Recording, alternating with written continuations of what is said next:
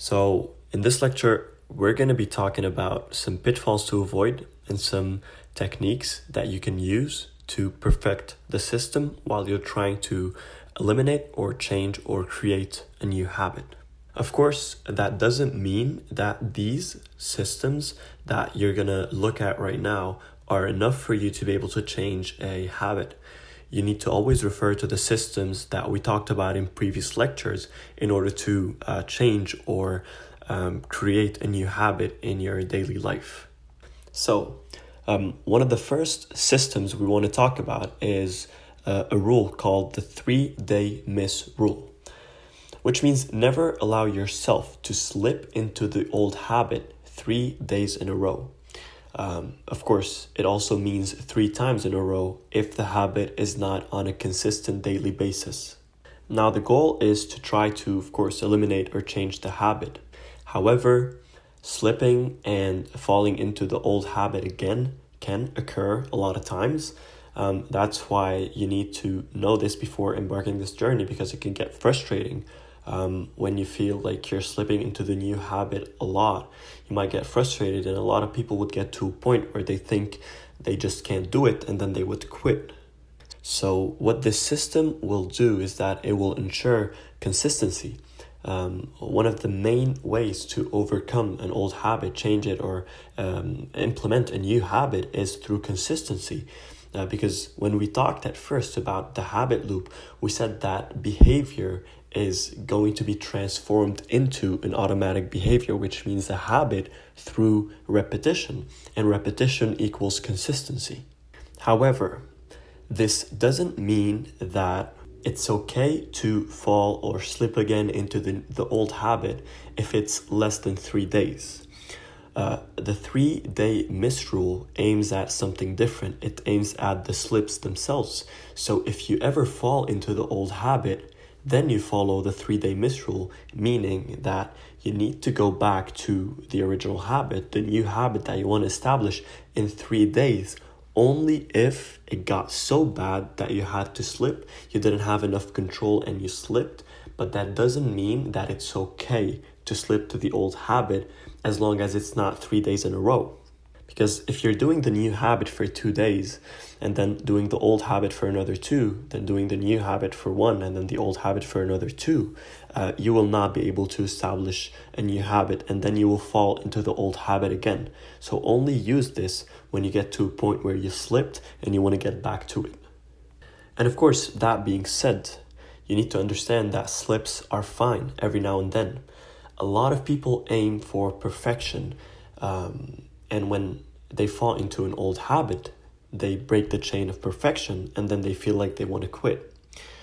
When it comes to perfection, you need to work towards it, but never expect it. At the end of the day, perfection would be you switching an old habit and transforming it into a new habit, right? However, don't expect the journey or the process of changing the habit to be perfect. You're going to have a lot of slips before being able to reach perfection. Therefore, if you start with a mindset that you're going to be perfect from the beginning till the end, you're probably going to encounter a lot of problems.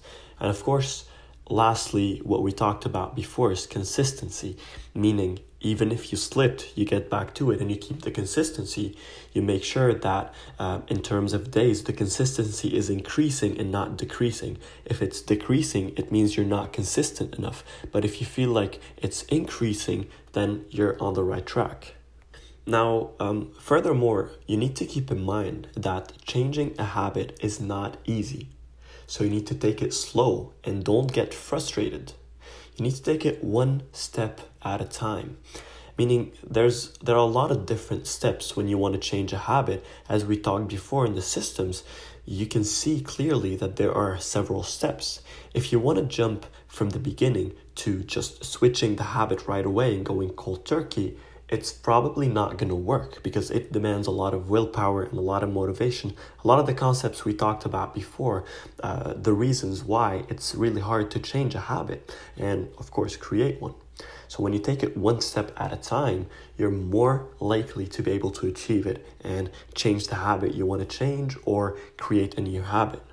And of course, Consistency is difficult, especially when the task that you have in hand or the habit you're trying to change consumes a lot of mental energy. When there's a lot of mental toll on you when you're trying to change this habit, you're more likely to slip before ensuring perfection, which is absolute consistency, turning this behavior into a new habit.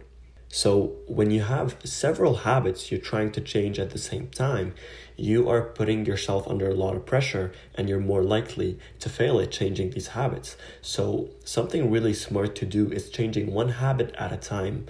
This way you'll be able to focus on it completely, and as soon as you implement the new habit, then you're good to go. You can move to another habit and change it. But you need to ensure that before moving to another habit, of course, you need to perfect this one. You need to make sure that the old habit is gone and now you have a new habit that is established and it doesn't consume a lot of mental energy, so you can focus on the next one.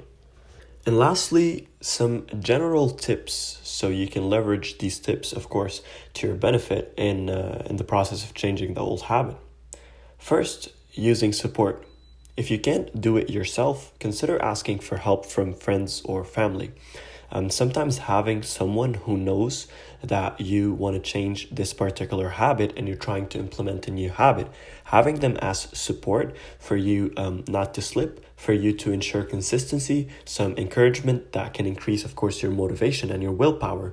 Go for it. If you can find someone, even if you don't think you need the help, using support might speed up the process and you might be able to change the habit way faster than if you did it without using any support from friends or family. And of course, if it gets to a point where a habit is much more than just a habit and it might become an addiction eventually, and if worst comes to worst and that really happens, then you need to seek medical help, for example, or you need to see a counselor. The support that they can give you, the information that they can give you is different. It's not related to habits anymore. It's more related to a person having this attachment to a certain craving. We talked before about cravings and how a person can develop dependency. Now, when there is really deep dependency on a certain craving or on a certain thing that the person is always craving, then it becomes way harder to change the habit, and you can use a lot of support from these experts to be able to overcome it more easily. And second thing is awareness. The best way to deal with the problem is to be aware of it. During this course, we're going to talk, and we already talked a lot about being aware, having this mental awareness towards the habit you're trying to change, towards the cue, towards the routine, towards the reward, towards the craving. Awareness makes everything easier. It makes you in control. When you're not sure about something, it's very hard to manage it and to control it. But once you know the ins and outs of whatever you're trying to tackle, then it becomes way easier for you to overcome it or to change the habit or to just implement a new one. And lastly, writing it down. Writing habit decisions was found to be much more effective than just saying you want to change a habit. When you write it down, when you make a list of the cues, of the routine, of the reward, of the cravings, and then you make a plan and you write it down and you follow through with it every single day, this was found to be much more effective than just saying, I want to change this certain or particular habit. So wrapping up quickly on the general tips, using support, even if you don't need it, it might speed up the process. Being aware also, because you need to know what you're trying to do, what you're trying to tackle, what you're trying to change exactly to have more control over it. And lastly, writing it down, writing each and every detail of the process, including the planning and the consistency and the follow-ups and the details of the routine itself.